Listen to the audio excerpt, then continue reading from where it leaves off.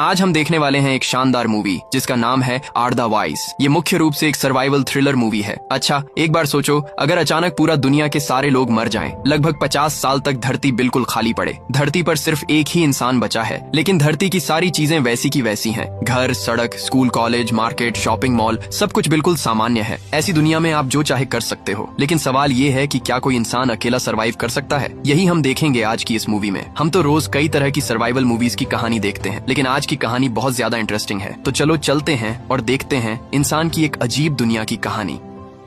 कहानी शुरू होती है अमेरिका के एक शहर में, जहां हम पूरा शहर बिल्कुल खाली देखते हैं। जहां तक आंख जाती है वहां तक कोई इंसान नहीं है। अब हम कैलिफोर्निया के एक जंगल क्षेत्र को देखते हैं, जहां जंगल के बीचों बीच विलियम नाम का एक आदमी रहता है। विलियम असल में एक बायोलॉजिस्ट था, तो ताकि वह अपने रिसर्च अच्छे से पूरा कर सके, इसीलिए वह लोकल जगह से दूर एक जंगल में रहता है। यहाँ तक कि वह कई दिनों से अकेले ही रह रहा है। तो आज जब विलियम बाहर थोड़ा काम करने जाता है, ठीक उसी वक्त एक जानवर आता है और उसके हाथ में काट लेता है। विलियम बहुत डर गया। इसके चलते उसका मोबाइल फोन भी हाथ से नीचे गिर जाता है और फोन ऐसे जगह गिर गया जहां से उसे उठाना मुमकिन नहीं है। तो अब विलियम बहुत बड़े खतरे में पड़ जाता है। अब वह चाहे भी तो किसी से मदद नहीं मांग सकता। तो उसने अपने हाथ को काटकर सांप के जहर को बाहर निकाल दिया। लेकिन जब वह अपने कैंप में पानी पी रहा था, तभी वह वहीं गिर पड़ा। लेकिन काफी समय तक उसे हेलुसिनेशन हो रही थी, क्योंकि सांप के जहर का थोड़ा असर उसके शरीर में अब भी था। इस तरह विलियम कई दिनों तक वहीं पड़ा रहा। हालांकि विलियम सब कुछ सुन सकता था आसपास, लेकिन उसके पास उठने या बोलने की ताकत नहीं थी। तो इसी तरह एक रात देखा गया कि जंगल के अंदर कई हेलीकॉप्टर आते हैं और कई लोग वहाँ के अलग अलग जगहों की तलाशी लेने लगते हैं। विलियम भी समझ रहा था कि उसके कैंप में कोई आया है। ये पता चल रहा था कि वहाँ जरूर कोई इमरजेंसी हुई है। तो इसी तरह हेलीकॉप्टर के जरिए रेस्क्यू टीम खोज में लगी हुई थी। लेकिन विलियम क्योंकि बोल भी नहीं सकता था, तो वह किसी तरह भी उनकी मदद नहीं मांग सका। इसलिए रेस्क्यू टीम वहाँ से चली गई। इस घटना के बाद कई दिन गुजर गए। अब विलियम के शरीर से पूरी दुनिया का असर चला गया। विलियम को अब उसका शरीर काफी अच्छा लग रहा था, लेकिन फिर भी उसे शक हो रहा था कि आगे कोई समस्या तो नहीं होगी। इसलिए विलियम जल्दी से अपने कैंप से निकल पड़ा और वह जल्दी अपनी गाड़ी साफ करके सीधे शहर के अस्पताल की तरफ रवाना हुआ। लेकिन जैसे ही वह शहर में प्रवेश करता है, शहर की हालत देखकर वह पूरी तरह हैरान हो गया, क्योंकि वह दूर दूर तक कोई इंसान नहीं देख पा रहा था। यहाँ तक कि जिस सड़क पर हमेशा ट्रैफिक जाम होता था, आज वहाँ एक भी गाड़ी नहीं चल रही थी, बल्कि आसपास कई गाड़ियां परित्यक्त हालत में पड़ी थीं। यहाँ तक कि विलियम देखता है कि सड़क के बीच कई मृत लोगों के शव पड़े हैं, साथ ही कई गाड़ियों के अंदर भी लोग मृत पड़े हैं। विलियम समझ नहीं पा रहा था कि यहाँ क्या हो रहा है। लेकिन इसी समय सड़क के बीच उसे एक लिखा हुआ बोर्ड दिखता है, जिसमें लिखा था कि पूरे दुनिया में एक भयानक महामारी फैल गई है। इस कारण यूएस सरकार ने इस जगह को सस्पेंड कर दिया है। ये जानकर विलियम समझ गया कि इस महामारी के कारण ही इतने लोग मरे हैं। विलियम इस बात से बहुत टूट गया। उसके माता पिता को लेकर उसे बहुत चिंता हो रही थी, इसलिए वह जल्दी अपनी गाड़ी लेकर अपने माता पिता को देखने चला गया। और सड़क पर गाड़ी चलाते हुए विलियम सोच रहा था कि शायद इसी महामारी से वह इसलिए बच गया क्योंकि वह अपनी रिसर्च के लिए कई महीने अकेले जंगल में था। अब विलियम जल्दी से अपने घर पहुँचता है, तो वह देखता है कि उसके माता पिता भी कई दिनों से घर में मृत पड़े हैं। और यह बात विलियम किसी भी तरह स्वीकार नहीं कर पा रहा था। लेकिन कुछ समय बाद वह खुद को संभाल लेता है और सारी स्थिति को मानकर बाहर निकलता है। वह अपने माता पिता के लिए खूबसूरती से कब्र खोदता है। इसके बाद वह अपने माता पिता को आखिरी बार विदाई देता है। फिर विलियम खुद को मानसिक रूप से ठीक करने के लिए कई दिन अपने घर में ही समय बिताता है। लेकिन कुछ दिनों बाद वह समझता है कि उसके शहर में उसके अलावा कोई बचा नहीं है। लेकिन उसका विश्वास था कि आसपास कहीं न कहीं उसके जैसे कोई बचा हुआ है। इसीलिए वह अपनी गाड़ी में जरूरी खाना, पानी और अन्य सामान लेकर लास वेगास शहर की ओर निकल पड़ता है। लेकिन रास्ते में जो ब्रिज है जिसके जरिए लास वेगास शहर जाता है, उस ब्रिज पर कई गाड़ियों की वजह से ब्रिज ब्लॉक हो गया। ये देखकर विलियम बहुत गुस्से में था, क्योंकि यही लास वेगास जाने का सबसे आसान रास्ता था। लेकिन अब उसे विपरीत रास्ते से जाना होगा, जिसमें ज्यादा समय लगेगा। फिर भी वह जल्दी से उस रास्ते पर निकल पड़ता है और कई घंटे की यात्रा के बाद वह किसी तरह लास वेगास पहुँचता है। लास वेगास बहुत ही विकसित शहर था और यहाँ की जनसंख्या ज्यादा होने के कारण यह शहर बहुत व्यस्त माना जाता था। लेकिन इस व्यस्त शहर में आने के बाद भी विलियम देखता है कि यहाँ भी उसके शहर की तरह कोई नहीं है। वह अलग अलग सड़कें, शॉपिंग मॉल, रेस्टोरेंट सब जगह घूम कर देखता है, लेकिन कहीं भी किसी इंसान का पता नहीं था। फिर भी बहुत समय तक विलियम अलग अलग जगहों पर घूमता रहा। इस वजह से वह बहुत थक गया और वह वहाँ के एक बहुत पॉपुलर होटल में चला गया। फिर वह रिलैक्स होने के लिए वहाँ नहाकर होटल के क्लब सेक्टर में गया, जहाँ बहुत महंगी महंगी वाइन थी जो विलियम ने पहले कभी नहीं चखी थी। तो वह धीरे धीरे वहाँ की वाइन ट्राई करने लगा, क्योंकि अब ये उसके लिए पूरी तरह फ्री थी। लेकिन ठीक उसी समय विलियम के पास दो लोग लोग आए, जिनमें से एक का नाम मिल्टन और दूसरे का नाम एन था। विलियम उन्हें जीवित देखकर बहुत खुश हुआ, क्योंकि अब कम से कम उसके 2 साथी हो गए थे। अब मिल्टन नाम का आदमी विलियम को बताता है कि वे कई दिनों से इसी तरह अलग अलग होटल में घूम रहे हैं, लेकिन विलियम जानना चाहता है कि यह सब कैसे हुआ। तब मिल्टन उन्हें उनके देश की आखिरी खबर दिखाता है, जिसमें कहा गया था कि एक भयानक महामारी पूरे दुनिया में फैल गई है, लेकिन वैज्ञानिक कई कोशिशों के बावजूद कोई एंटीडोट नहीं निकाल पाए, जिसकी वजह से लगातार सैकड़ों लोग मर रहे हैं। मिल्टन विलियम को और बताता है कि महामारी फैलने के कुछ दिनों के अंदर हर देश में गृह युद्ध शुरू हो गया। लोग खाना और पानी के लिए एक दूसरे से लड़ने लगे, यहाँ तक कि एक दूसरे को मार दिया। इस तरह और भी कई लोगों की मौत हो गई, जिसकी वजह से अब हर जगह इंसान नहीं है। शायद धरती पर अब बहुत कम लोग ही जीवित हैं। मिल्टन विलियम को बताता है कि महामारी के इतने दिनों बाद उन्होंने विलियम को केवल जीवित पाया, उनके बीच किसी भी जीवित इंसान को नहीं देखा। ये सुनकर विलियम बहुत डर गया। वह समझ गया कि इतने कम समय में लगातार कितने लोग मर चुके हैं। इसी बीच विलियम यहाँ मिल्टन और एन की बातें सुनकर समझ गया कि इतने दिनों तक अकेले सरवाइव करने के कारण उन दोनों की मानसिक स्थिति ज्यादा अच्छी नहीं थी। अब एन यहाँ विलियम को बताती है कि जब उसके हस्बैंड और बच्चे मर रहे थे तो उसने वीडियो कॉल के जरिए उनकी मौत देखी, इसलिए उसने अपने जीवन का सारा दुख वहीं पाया। अब उसके जीने की कोई इच्छा नहीं है, वह केवल अपनी मौत का इंतजार कर रही है। तो इस तरह विलियम कई दिन उनके साथ होटल में बिताता है, और यहाँ के महंगे महंगे खाना, सामान, कपड़े सब फ्री में मिलने के बावजूद उनको कुछ भी अच्छा नहीं लग रहा था। जीवन का हर दिन उनके लिए बहुत बोरिंग हो गया था, क्योंकि जब इंसान आसानी से सब चीजें पाता है तो उनके लिए नई चीज पाने की कोई उम्मीद नहीं रहती। तो इसी तरह एक दिन मिल्टन और विलियम बात कर रहे थे। मिल्टन यहाँ विलियम को बताता है कि वह एक बहुत बड़ा बिजनेसमैन था और अपनी कंपनी को खड़ा करने के लिए उसे बहुत मेहनत करनी पड़ी। उसने अपनी पूरी जिंदगी कंपनी के पीछे लगा दी, लेकिन अब उसके लिए उस कंपनी की कोई कीमत नहीं है। यहाँ तक कि उसके परिवार में भी अब कोई जीवित नहीं है, लेकिन उसके पास अब सिर्फ एक गन है, और इस गन को उसने इसलिए रखा है ताकि जब चाहे वे अपनी जान ले सकें। ये सुनकर विलियम बहुत डर गया और वह तुरंत होटल से बाहर निकल आया, क्योंकि वह अभी भी जीना चाहता था। लेकिन होटल से बाहर आते ही विलियम को लगातार 2 गोलियों की आवाज सुनाई दी, यानी मिल्टन और एन ने खुद को खत्म कर लिया। इसलिए विलियम फिर से बिल्कुल अकेला रह गया। उसे लग रहा था कि पूरी दुनिया में वह ही अकेला है। विलियम इससे बहुत ज्यादा डिप्रेस हो गया, इसलिए वह फुल स्पीड में गाड़ी चलाकर जल्दी उस शहर से बाहर निकल गया। लेकिन रास्ते के बीच उसे एक कुत्ता दिखा। उसे देखकर उसने गाड़ी रोक दी। जब वह कुत्ते के पास गया तो उसे वह कुत्ता अपना सा लगा, इसलिए उसने कुत्ते को अपने साथ रखने का फैसला किया, क्योंकि इससे कम से कम उसका एक साथी तो होगा। वह यहाँ कुत्ते का नाम रखता है लकी। तो विलियम अब लकी के साथ नए तरीके से जीने का फैसला करता है, इसीलिए वह सबसे पहले लकी को लेकर एक लाइब्रेरी जाता है और वहाँ से वह कई सर्वाइवल किताबें लेता है। फिर वह सीधे अपने पुराने घर चला जाता है। फिर विलियम अपने दिमाग से सारी परेशानियां निकाल देता है, क्योंकि अब उसके पास अनलिमिटेड सब कुछ था। खाना और पानी के लिए उसे कोई चिंता नहीं करनी थी। अब विलियम धीरे धीरे लकी के साथ समय बिताने लगता है। वह अपने दिल की सारी बातें लकी के साथ शेयर करता। हर सुबह उठकर वह खाना बनाता।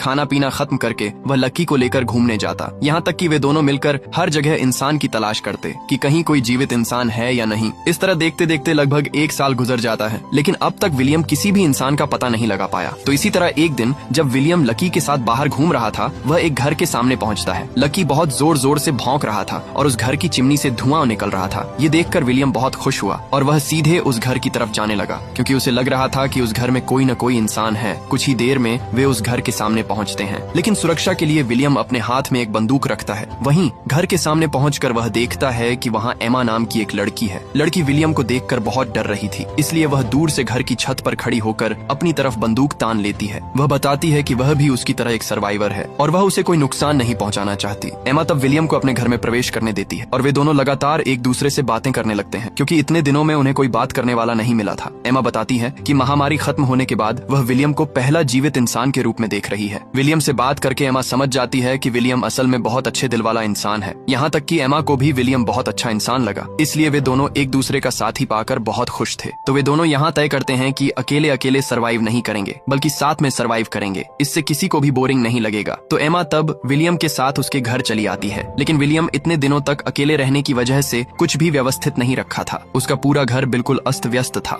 इसलिए वे दोनों मिलकर नया घर सजाने का काम शुरू करते हैं। विलियम के घर के पास ही एक बहुत बड़ा सुपर शॉप था, जो कभी उनके शहर का सबसे पॉपुलर सुपर शॉप था, और इस सुपर शॉप में लगभग हर इंसान की जरूरत की चीजें मिलती थीं। इस बीच वे दोनों एक दूसरे को पाकर नए तरीके से जीने की प्रेरणा पा रहे थे। तो देखते देखते उनका समय बहुत अच्छा बीत रहा था। वे हर सुबह उठकर साथ में काम करते थे और पूरे दिन एक रूटीन के अनुसार अपना समय बिताते थे। फिर वे बातें करते, कॉफी पीते और कई बार किताबें पढ़ते। जब उनका खाना, पानी और जरूरी चीजें खत्म हो जाती थीं, तो वे उन्हें उस सुपर शॉप से लेकर आते। इस तरह कुछ ही दिनों में वे एक दूसरे की मदद से धीरे धीरे अपने शौक के काम करने लगे, ताकि उनके लिए दिन बोरिंग ना हो। वे ज्यादातर समय फिशिंग और गार्डनिंग करके बिताते थे। लेकिन कुछ ही दिनों में विलियम ने एक बात नोटिस की। वह देखता है कि एमा हमेशा उसकी बहुत देखभाल करती है और छोटी छोटी चीजों में भी उसका बहुत ख्याल रखती है। धीरे धीरे विलियम को एमा के प्रति बहुत स्नेह हो गया। वे दोनों एक दूसरे से प्यार करने लगे। फिर उन्होंने चर्चा करके तय किया कि अगर धरती पर केवल वे दोनों ही जीवित रह गए हैं तो अब उन्हें धरती की जनसंख्या बढ़ानी होगी। इस तरह वे एक नए दुनिया की शुरुआत कर सकते हैं। तो इसी तरह कुछ और दिन बीत जाते हैं, लेकिन शहर में कहीं भी इंसान नहीं होने के कारण धीरे धीरे शहर में जंगली जानवर आने लगे जो इंसानों के लिए बहुत खतरनाक थे। और अब शहर के सारे फैक्ट्रियां बंद होने की वजह से शहर के पावर स्टेशन भी बंद थे, इसलिए विलियम के घर में भी कोई बिजली नहीं थी। विलियम तब अपनी आइडिया को इस्तेमाल करके एक सोलर सेट लगा देता है और अब वे उस सोलर को बिजली के विकल्प के रूप में इस्तेमाल करते हैं। इस तरह वे हर जरूरत की चीज का कोई न कोई विकल्प निकाल लेते थे। फिर देखते देखते कई महीने बीत जाते हैं और अब एमा प्रेग्नेंट थी, इसलिए उसकी खुशी का स्तर बहुत ज्यादा था। वह अपने बच्चे के साथ नए जीवन को लेकर बहुत एक्साइटेड थी। लेकिन विलियम को देखकर एमा बहुत खुश नहीं लग रही थी। वह वास्तव में अपने आने वाले बच्चे को लेकर बहुत चिंता में थी, यहाँ तक कि वह बहुत बड़ा दुविधा में पड़ गई थी, जैसे कि इस विनाशकारी दुनिया में अपने बच्चे को लाना सही है या नहीं। फिर डिलीवरी के समय उसे सब कुछ अकेले करना होगा और अगर इसमें एमा को कुछ हो गया तो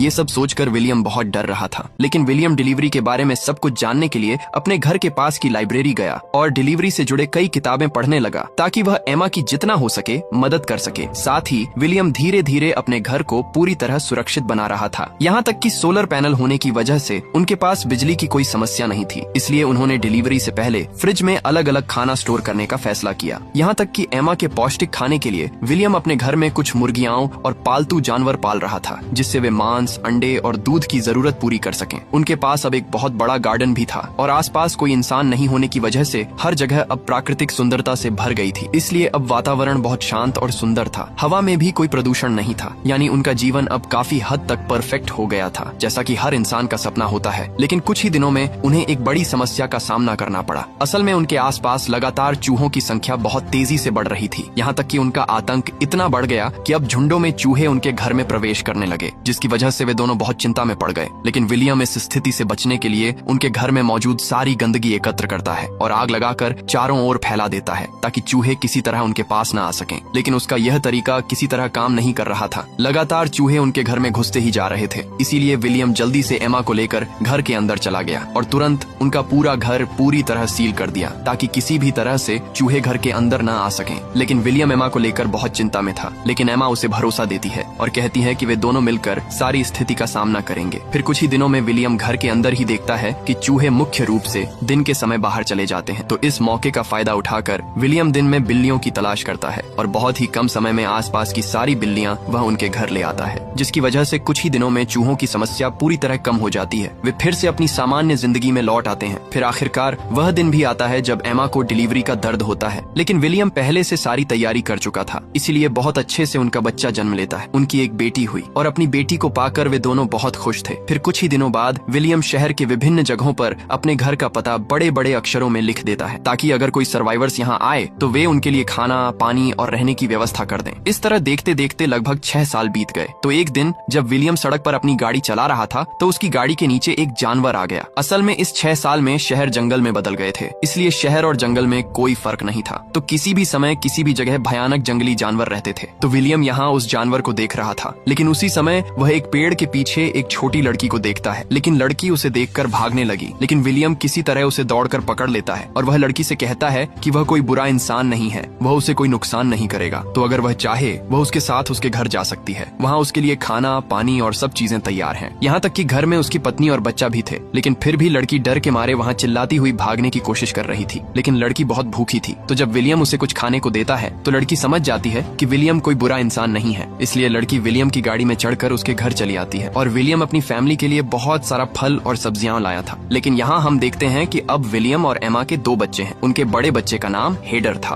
और छोटे बच्चे का नाम एलेक्स था। और मजेदार बात यह है कि एमा फिर से प्रेग्नेंट थी। इस बीच विलियम ने शहर के विभिन्न जगहों पर जो एड्रेस दिया था उनका फॉलो करते हुए उनके घर में और 2 सर्वाइवर्स शामिल हो गए, जिनमें से एक का नाम जॉर्ज था और दूसरे का नाम मेरीना था। लेकिन जो लड़की विलियम के साथ आई थी वह अभी भी बहुत डर रही थी, इसलिए वह विलियम की गाड़ी से किसी तरह भी नहीं उतर रही थी। तो उसे कंफर्टेबल फील कराने के लिए कोई भी उसे कुछ नहीं बोलता, इसलिए लड़की पूरी रात उसी ट्रक में बिताती है। फिर सुबह होते ही मेरीना उसे खाना देने आती है, लेकिन लड़की डर के मारे खाना फेंक देती है। मेरीना तब लड़की से कहती है कि कई साल पहले वह भी अपने साथी के साथ पूरी तरह अकेली थी। वे दोनों मिलकर सड़क पर घूमते रहते थे, कहीं रहने की जगह नहीं थी, लेकिन लगभग 3 साल से वे विलियम के साथ हैं। वे बहुत अच्छे इंसान हैं, तुम्हें डरने की कोई जरूरत नहीं है। ये सब बातें मेरीना कहकर लड़की को समझाती है और उसे फ्रेश होने के लिए नहाने के लिए भेजती है। लेकिन जब मेरीना उस लड़की के सामान की जांच कर रही थी तो वह वहाँ एक अजीब ड्राइंग और एक लेटर पाती है। लेटर में लड़की का नाम लिखा था ईवी। मेरीना तब ईवी का लेटर बाकी सभी को दिखाती है, क्योंकि यह चिट्ठी वास्तव में ईवी की माँ ने लिखी थी। लेटर में लिखा था कि अगर कोई मेरी बेटी को पाता है तो कृपया उसका ख्याल रखें, उसने अपने जीवन में बहुत कष्ट सहा है। वे सभी चिट्ठी के माध्यम से और भी जान पाते हैं कि जब दुनिया में महामारी फैली थी तो ईवी को उसका अपना पिता ही परेशान करता था और उस घटना का ईवी के मन पर बहुत बुरा असर पड़ा। इसलिए तब से ईवी किसी पर विश्वास नहीं करती, यहाँ तक कि अजनबी इंसान को देखकर वह बहुत डर जाती है। लेकिन एक दिन जब ईवी का पिता फिर से उसे परेशान करने जा रहा था तो ईवी की माँ ने खुद अपने हाथों से उसे मार डाला और उसने ईवी को कुछ चीजें देकर घर से एक सुरक्षित जगह जाने के लिए कहा। ईवी के बारे में सारी बातें जानकर सब बहुत ज्यादा इमोशनल हो जाते हैं और वे सभी मिलकर तय करते हैं कि वे ईवी का ख्याल रखेंगे। इस तरह कई दिन बीत जाते हैं। कुछ ही दिनों बाद एमा के कॉलेज में एक और बच्चा आता है जिसका नाम वे रखते हैं जॉय। सब मिलकर बहुत खुश थे। वे सभी मिलकर बहुत मस्ती करके जीवन जी रहे थे। इसी बीच एक दिन उन्हें पता चलता है कि कोई इंसान उनके पास आया है। वे असल में रस्सी और बेल का इस्तेमाल करके एक ट्रैप बना चुके थे ताकि अगर कोई उनके पास आए तो वे पहले ही समझ जाएं और तुरंत सतर्क हो जाए। यहाँ सिग्नल पाकर सभी बच्चों को घर के अंदर भेज दिया जाता है और बड़े लोग मिलकर तैयार हो जाते हैं उन्हें संभालने के लिए। लेकिन जब वे इंसान यहाँ आते हैं तो पता चलता है कि वे भी विलियम जैसे सर्वाइवर्स हैं जो रहने के लिए जगह ढूंढ रहे थे। तो वे यहाँ विलियम को बताते हैं कि वे टाउन में एक जगह देखकर इस जगह पर आए हैं। वे उनके दुश्मन नहीं हैं। इस ग्रुप में 4 सदस्य थे। उनके नाम थे मॉली, जीन, एजरा और उनका छोटा सदस्य राइफ। उनके बारे में जानकर विलियम और एमा उन्हें भी अपने साथ ले लेते हैं। फिर जब वे सभी बातचीत कर रहे थे तो मॉली कहती है कि इतने सालों के बाद वे पहली बार जीवित इंसानों को खोज पाए हैं, लेकिन उनके पास रहने के लिए कोई पता नहीं था। वे हर दिन लगभग बहुत सारा रास्ता तय करके इस जगह तक पहुँचे थे, लेकिन अब उन्हें मिलकर बहुत अच्छा लग रहा था। एमा तब उन्हें बताती है कि अब से वे सभी मिलकर एक परिवार की तरह रहेंगे। इसके अलावा यहाँ खाने और पानी की कोई कमी नहीं है, इसलिए उन्हें कोई परेशानी नहीं होगी, क्योंकि अब दुनिया में बहुत कम लोग बचे हैं। तो वे सभी मिलकर एक नई जनरेशन बनाएंगे। यहाँ मॉली नाम की लड़की थी जो पहले बहुत पॉपुलर डॉक्टर थी, इसलिए अब अगर उनके मेंबर्स में से कोई बीमार पड़ जाए तो मॉली उनका इलाज कर सकेगी। अगले दिन विलियम सभी को यहाँ के रूल्स समझा रहा था कि कैसे वे खाना, पानी और जरूरी चीजें लाने के लिए अपने घर से शहर के विभिन्न जगहों पर जाते हैं। अब क्योंकि शहर और जंगल के बीच कोई सीमा नहीं है तो जब भी वे बाहर सप्लाई लेने जाएंगे तो उन्हें हमेशा किसी को अपने साथ लेना चाहिए और उनके साथ हथियार भी ले जाना चाहिए, क्योंकि अब लगभग हर जगह भयानक जंगली जानवर हैं। उस दिन जरूरी चीजें लाने के लिए फैमिली के सभी बड़े सदस्य शहर के एक दूसरे किनारे चले गए जहाँ एक परित्यक्त हॉस्पिटल था।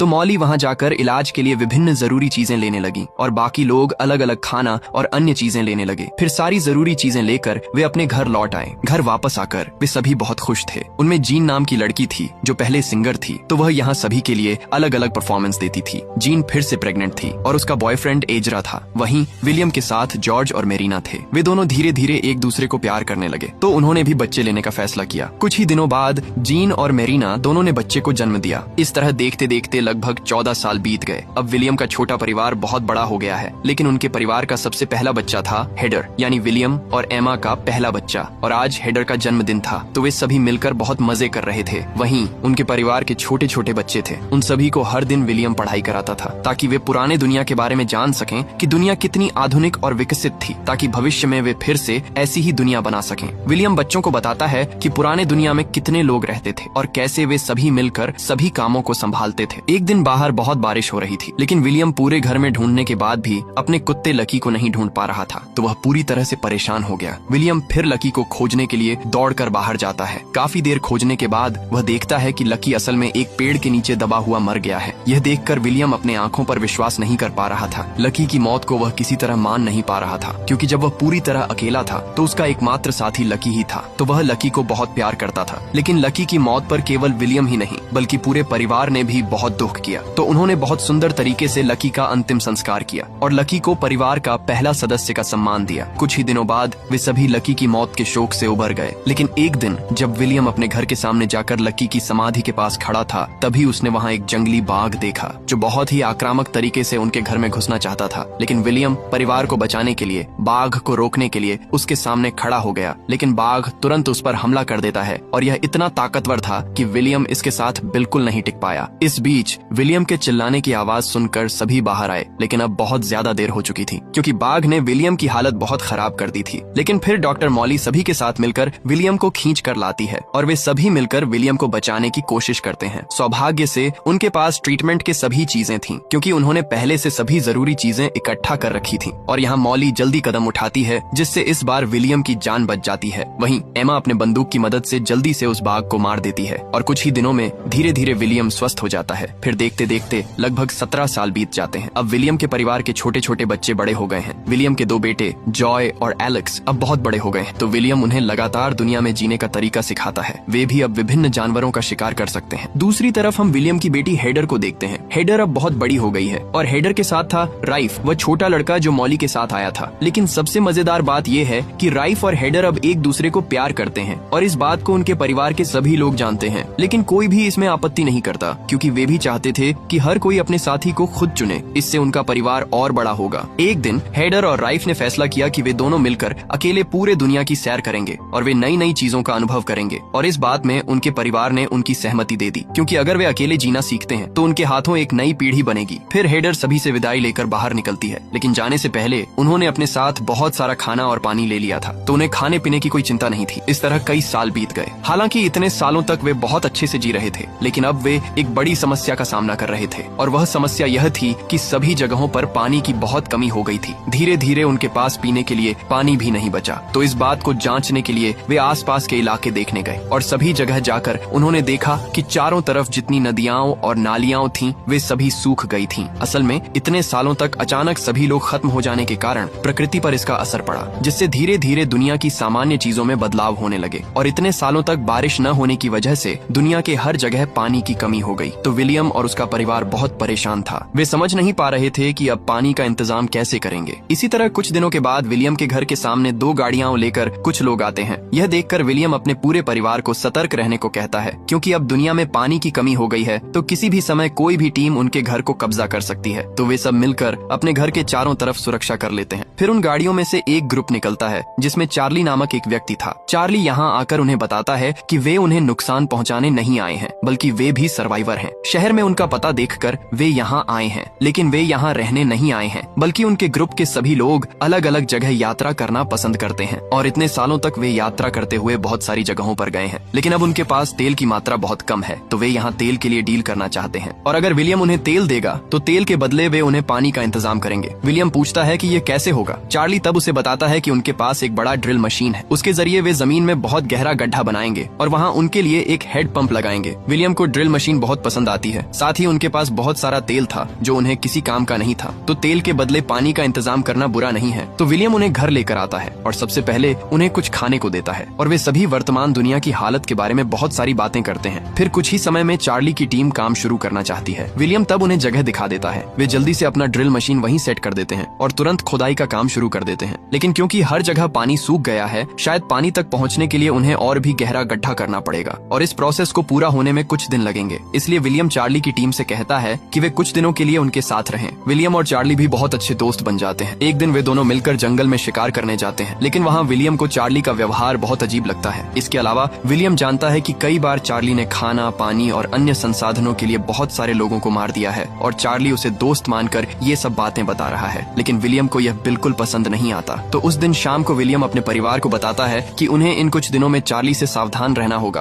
क्योंकि चार्ली ने रिसोर्स के लिए कई लोगों को मारा है और शायद उन्हें मारने में वह हिचकिचाएगा भी नहीं। विलियम ने यह बात एम्मा को बताई। एम्मा कहती है कि उसे इतना चिंता करने की जरूरत नहीं है, वैसे भी कुछ दिनों में ड्रिल का काम खत्म हो जाएगा और वे चले जाएंगे, तब कोई डर नहीं रहेगा। इस तरह लगातार 2 दिन ड्रिल का काम चलता रहा। विलियम भी इस समय अपने परिवार के साथ बहुत सावधान रहा। लगभग 4 दिन ड्रिल करने के बाद अंत में मिट्टी के नीचे से पानी निकलता है। इससे सभी बहुत खुश हो जाते हैं। इतने समय बाद पानी का स्रोत मिलना उन्हें बहुत खुशी देता है। इसके बाद विलियम चार्ली से कहता है कि उनका ड्रिल अब खत्म हो गया है, वे अब अपनी पूरी तेल की मात्रा लेकर यहाँ से जा सकते हैं। चार्ली भी बताता है कि सब कुछ तैयार है, वे अब चले जाएंगे। उस रात उन्हें विदाई देने के लिए एक पार्टी का आयोजन किया जाता है, लेकिन विलियम अब भी बहुत चिंतित था क्योंकि इन कुछ दिनों में उसने चार्ली को बहुत अच्छे से जान लिया था। इसलिए उसे ऐसा नहीं लग रहा था कि चार्ली इतनी आसानी से यहाँ से चले जाएगा। अब पार्टी खत्म होने के बाद रात को जब सभी सो रहे थे, विलियम की नींद नहीं आ रही थी। तभी विलियम एक चिल्लाने की आवाज सुनता है। इस बात को जांचने के लिए वह बालकनी में आता है और देखता है कि चार्ली एक कमरे से बाहर निकल रहा है। बाहर खड़ा उसका दोस्त साइरस भी है ताकि कोई आए तो साइरस उसे से पहले चेतावनी दे सके। यह देख विलियम दौड़कर उस कमरे में जाता है और वहाँ जाकर वह देखता है कि कमरे में ईवी बैठकर रो रही है। ईवी वही लड़की है जिसे उसके पिता ने परेशान किया था। विलियम ईवी से जान पाता है कि चार्ली ने भी उसके साथ बुरा काम किया। ये जानकर विलियम बहुत गुस्से में आ जाता है और वह जल्दी से अपने परिवार को यह बात बताने जाता है। विलियम को तब उसके परिवार के कुछ सदस्य बताते हैं कि अब बहुत देर हो चुकी है, वे चाहकर भी शायद कुछ नहीं कर पाएंगे, क्योंकि उन्होंने देखा है कि चार्ली और उसकी टीम के पास बहुत सारे हथियार हैं, इसलिए वे चाहें भी तो उनका कुछ नहीं बिगाड़ पाएंगे। यहाँ तक कि चार्ली और उसकी टीम आपस में बात कर रहे थे कि वे इस जगह पर कब्जा कर लेंगे। ये सुनकर विलियम कहता है कि अगर ऐसा हुआ तो उन्हें चार्ली को मारना पड़ेगा। इतने सालों में उन्होंने कभी किसी इंसान को नहीं मारा था, लेकिन अब उन्हें यह करना ही होगा, नहीं तो अगर चार्ली यहाँ रहा तो वह ग्रुप की सभी लड़कियों को परेशान करेगा और उसके रहते कोई भी आजादी से नहीं जी पाएगा। हालांकि विलियम की बात से सब सहमत थे, लेकिन कुछ लोग कह रहे थे कि दुनिया में इंसानों की संख्या पहले ही बहुत कम रह गई है, तो क्या किसी इंसान को मारना सही होगा। तब विलियम कहता है कि अगर चार्ली जैसा इंसान जिंदा रहा तो वह आगे चलकर और भी कई लोगों को मारेगा, जैसे वह पहले कर चुका है। ये सुनकर सभी लोग विलियम की बात से सहमत हो जाते हैं। अब विलियम सबको बताता है कि अगर वे सिर्फ चार्ली को मारेंगे तो उसकी टीम कुछ नहीं कहेगी, क्योंकि चार्ली की टीम में भी ऐसे कई लोग हैं जिन्हें चार्ली ने अपना गुलाम बना रखा है। इसके बाद विलियम अपने परिवार के साथ सीधे चार्ली के पास जाता है। विलियम पहले चार्ली को बहुत आराम से बुलाता है ताकि उसे कोई शक न हो, और चार्ली की टीम को कुछ समझ में आने से पहले ही विलियम चार्ली को मार देता है। हालांकि यह करते हुए विलियम को अंदर से बहुत बुरा लग रहा था, क्योंकि यह पहली बार था जब उसने किसी इंसान को मारा था। फिर भी अपने परिवार की रक्षा करना उसकी जिम्मेदारी थी। जिस परिवार को उसने इतनी मेहनत से बनाया था, उसे वह इतनी आसानी से खोना नहीं चाहता था। अब अगली सुबह जब सबको चार्ली की मौत के बारे में पता चलता है, तब विलियम का परिवार चार्ली की टीम के सभी लोगों को बताता है कि चार्ली ने कल क्या किया था और क्यों उन्हें चार्ली को मारना पड़ा। वे उन्हें यह भी समझाते हैं कि अगर वे चाहें तो सब मिलकर साथ रह सकते हैं। हर किसी के लिए यहाँ खाना, पानी और रहने की पूरी व्यवस्था है। अगर सब साथ रहें तो वे एक बहुत बड़ा परिवार बन सकते हैं। यह सुनकर चार्ली की टीम के लोग खुश हो जाते हैं। वे भी फैसला करते हैं कि पुरानी बातें भूलकर सब मिलकर एक परिवार की तरह अच्छे से जिंदगी जिएंगे। वैसे भी उन्हें एक सुरक्षित रहने की जगह की जरूरत थी। विलियम का परिवार उन्हें यह भी बताता है कि यहाँ रहना है तो सबको मिलकर काम करना होगा, लेकिन अगर कोई यह नहीं करना चाहता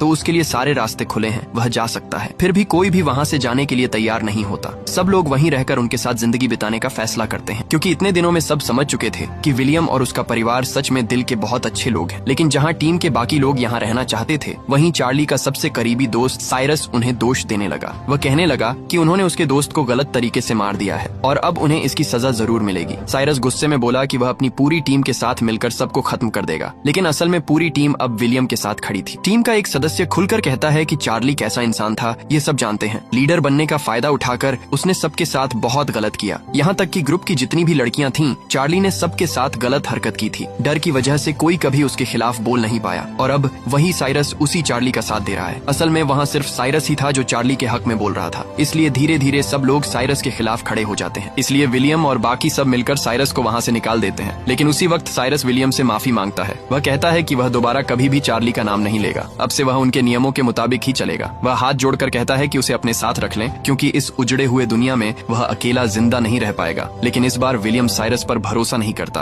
क्योंकि साइरस ने चार्ली के हर गलत काम में उसका साथ दिया था और विलियम मानता है कि यही उसकी सही सजा है। इस घटना के बाद लगभग 20 साल बीत जाते हैं। अब दुनिया काफी बदल चुकी है। मौसम पहले से ज्यादा साफ और बेहतर हो चुका है। विलियम के जो बच्चे थे वे भी अब बड़े हो गए हैं। सब मिलकर अब एक प्लेन बनाने की कोशिश कर रहे हैं, क्योंकि वे धीरे धीरे दुनिया को फिर से पहले जैसा मॉडर्न बनाना चाहते हैं। विलियम का छोटा बेटा सबको बताता है कि उनका प्लेन बनाने का काम काफी आगे बढ़ चुका है। शायद कुछ ही दिनों में वे अपने मिशन में कामयाब हो जाएंगे, और अगर वे किसी तरह वह प्लेन बना लेते हैं तो वे बहुत आसानी से पहाड़ी इलाकों से अलग अलग रिसोर्स ला सकेंगे। लेकिन कुछ ही दिनों बाद अचानक देखा जाता है कि फैमिली के कई मेंबर बीमार पड़ने लगे हैं। थोड़े ही समय में लगभग आधे लोग बीमार हो जाते हैं। अब उन्हें समझने में देर नहीं लगती कि फिर से कोई नया वायरस आ चुका है, क्योंकि जो भी बीमार हो रहे थे उन सभी में वही सेम सिम्टम्स दिख रहे थे जो 20 साल पहले वाली महामारी में थे। डॉक्टर मॉली यहाँ विलियम को बताती हैं कि धीरे धीरे वक्त के साथ उनका शरीर उस पुराने वायरस के साथ एडजस्ट हो गया था, लेकिन वही पुराना वायरस अब नए रूप में वापस आया है। हालांकि इस बार जो नया स्ट्रेन है वह पहले जितना ताकतवर नहीं है, इसलिए उम्मीद है कि बहुत जल्द वे इसका इलाज या वैक्सीन तैयार कर पाएंगे। अब परिवार में जो लोग बीमार थे उनकी देखभाल परिवार के स्वस्थ लोग कर रहे थे, लेकिन विलियम का छोटा बेटा जोई सबसे ज्यादा बीमार था, इसलिए उसके लिए सभी काफी चिंतित थे। इसी बीच एक दिन अचानक हेदर लौट आती है, जो राइफ के साथ सफर पर गई थी। हेदर रोते हुए सभी को बताती है कि वो और राइफ यात्रा करते हुए शहर दर शहर घूमे हैं। वे अलग अलग जगह गए और लगातार नए नए स्थान खोजते रहे, लेकिन जब भी वे किसी नए शहर में पहुंचे वहाँ हर जगह सुनसान पाया, कहीं कोई जीवित इंसान नहीं था। फिर भी वे लगातार अलग अलग अलग जगहों में इंसान खोजते रहे। इसी तरह एक दिन जब वे किसी पहाड़ी पर पहुंचे तो वहाँ उन्होंने एक अजीब इंसान देखा। हेदर तुरंत उस इंसान का पीछा करती है, लेकिन तब तक वह आदमी भाग चुका था। तुरंत ही देखा गया कि वही आदमी पीछे से आकर राइफ की गर्दन पर चाकू तान देता है। इसी समय हेदर समझ जाती है कि यह आदमी कोई और नहीं बल्कि साइरस है, जिसे उसके पिता विलियम ने कई साल पहले बाहर कर दिया था और अब साइरस विलियम से बदला लेने के लिए यहाँ आया है। साइरस राइफ को मार डालता है, फिर हेदर को भी मारने ही वाला था, लेकिन हेदर ने तुरंत उसके खिलाफ कार्रवाई कर उसे मार गिराया। लेकिन राइफ के खोने से हेदर पूरी तरह टूट गई, क्योंकि वह राइफ से बहुत प्यार करती थी। अब उसके पास कोई उपाय नहीं था। उसने राइफ को एक सुंदर जगह पर दफन किया। इसके बाद वह अपनी कार लेकर उनके घर की ओर रवाना होती है, लेकिन आधे रास्ते पर ही उसकी कार बंद हो जाती है और शेष रास्ता उसने लगातार कई दिनों तक पैदल तय किया। राइफ की मौत की खबर सुनकर सभी को बहुत दुख हुआ। धीरे धीरे परिवार के बीमार लोग और भी बीमार होते जा रहे थे, इसलिए मोलिया ने समय बर्बाद किए बिना अकेले ही विभिन्न शहरों में घूमना शुरू किया और वायरस का टीका बनाने के लिए विभिन्न चीजें इकट्ठा करने लगी। दूसरी तरफ जॉय की शरीर में बुखार इतना अधिक था कि सभी लोग उसे पानी में लिटाकर उसका तापमान कम करने की कोशिश करते। कुछ दिनों के भीतर मोलिया ने कुछ मूलभूत दवाइयां तैयार कर लीं, जो परिवार के हर सदस्य के शरीर पर बहुत असर कर रही थीं। वे जल्दी ठीक हो गए, लेकिन किसी भी दवा का जॉय के शरीर पर कोई असर नहीं हो रहा था। एक दिन जॉय अपने जीवन की अंतिम सांस लेने से पहले सभी से अंतिम बार बात करता है। जॉय का निधन होते ही विलियम और उसका परिवार पूरी तरह टूट गया। विशेष रूप से विलियम अपने बेटे की मौत को स्वीकार ही नहीं कर पा रहा था। वह अपने बेटे की यादें भूलने के लिए कुछ दिनों तक बाहर भी रहा। इसके बाद धीरे धीरे समय के साथ समूह के और 3 लोग मर जाते हैं। इन सभी घटनाओं के बाद विलियम पूरी तरह डिप्रेस्ड हो गया था, लेकिन एमा उसे समझाती है कि जैसे इंसान का जन्म सच है, वैसे ही यह भी सच है कि इंसान को मरना ही होगा। वे किसी की मौत रोक नहीं सकते। एक समय केवल वे दोनों ही थे, उनके पास अपना कहने वाला कोई नहीं था, लेकिन अब उनके पास बहुत सारे लोग हैं जिन्हें अपना कह सकते हैं। इसलिए जो लोग चले गए उनकी यादें याद रखते हुए बाकियों के लिए उन्हें सुंदर तरीके से जीना होगा और भविष्य के लिए उन्हें अच्छी तरह तैयार करना होगा। यह सब कहकर एमा वहाँ से चली जाती है। विलियम भी शहर के सबसे ऊंचे पहाड़ पर चला जाता है और वहाँ खड़ा होकर सूर्योदय देखता है। वह महसूस कर सकता है कि इतने वर्षों में पृथ्वी कितनी बदल चुकी है। पृथ्वी अब पहले जैसी नहीं रही, इसलिए अब उसे भी अपने विचारों और सोच को बदलना होगा। यह सब सोचते हुए विलियम अपने परिवार के बच्चों के पास चला आता है और विलियम यहाँ सबको बताता है कि वे वास्तव में गलत रास्ते पर बढ़ रहे थे। पृथ्वी को पहले जैसा बनाने की कोशिश करना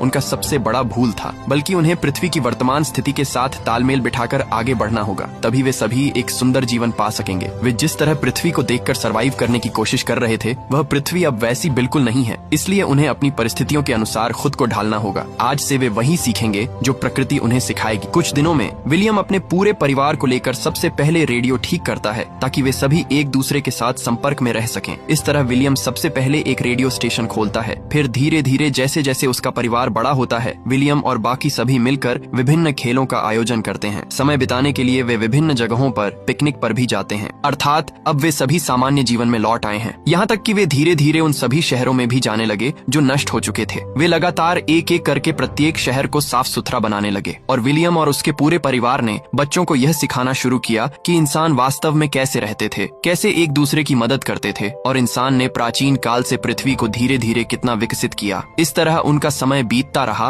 और दिन ब दिन उनका परिवार बड़ा होता गया। फिर देखते देखते लगभग 50 साल बीत गए। अब हम विलियम को देखते हैं। विलियम अब काफी बूढ़ा हो गया है और वह अपने पोते का हाथ पकड़कर एक सड़क पर चल रहा है। विलियम यहाँ अपने पोते से कहता है कि अब तुम जो नए संसार को देख रहे हो और पृथ्वी पर नए नए लोगों को देख रहे हो, वे सभी तुम्हारे वंशज हैं। सालों से उसने अपने परिवार का संचालन किया, लेकिन अब से तुम्हें सब कुछ करना होगा। तुम्हें अपनी भविष्य की पीढ़ी के माध्यम से पृथ्वी को आगे बढ़ाना होगा। और यहीं इस खूबसूरत कहानी का अंत होता है।